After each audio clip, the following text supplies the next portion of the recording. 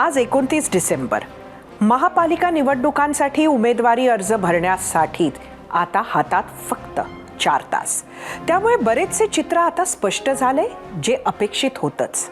बऱ्याच वाटाघाटी अजूनही सुरू आहेत, हेही अपेक्षित होतं.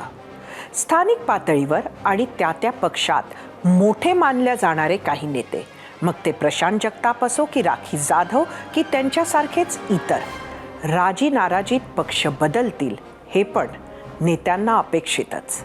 प्रत्येक पक्षानं मित्र म्हणवणाऱ्या पक्षाला जितकं दाबता येईल तितकं दाबलं. आपल्यासाठी जास्तीत जास्त जागा मिळवण्याचा प्रयत्न केला. त्यात काही ठिकाणी मैत्रीचे रूपांतर विरोधातही झाले, हे पण अपेक्षितच. पण 2 गोष्टी मात्र अपेक्षेच्या पलीकडच्या घडल्या, अगदी अनपेक्षित. पहिली, वंचित आणि काँग्रेसची आघाडी, आणि दुसरी, शरद पवार आणि अजित पवार यांची पुण्यातली युती. पहिली अनपेक्षित घडामोड, गेली 25 वर्ष निवडणूक आली की आंबेडकर आणि काँग्रेसमध्ये आघाडीसाठी चर्चा सुरू व्हायच्या. तशीच या खेपेला पण चर्चा सुरू झाली. दर खेपेला शेवटी प्रकाश आंबेडकर काँग्रेसला खो द्यायचे.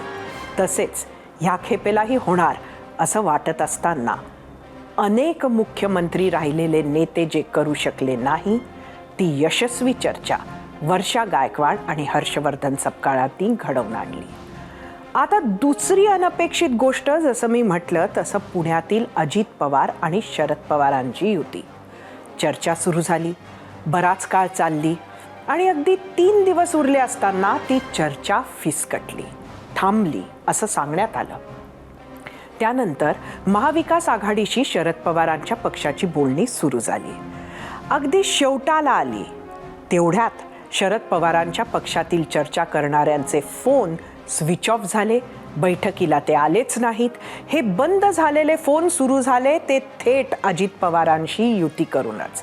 परत एकदा, politics is the art of the possible असं का म्हणतात, हे महाराष्ट्राला शिकायला मिळालं.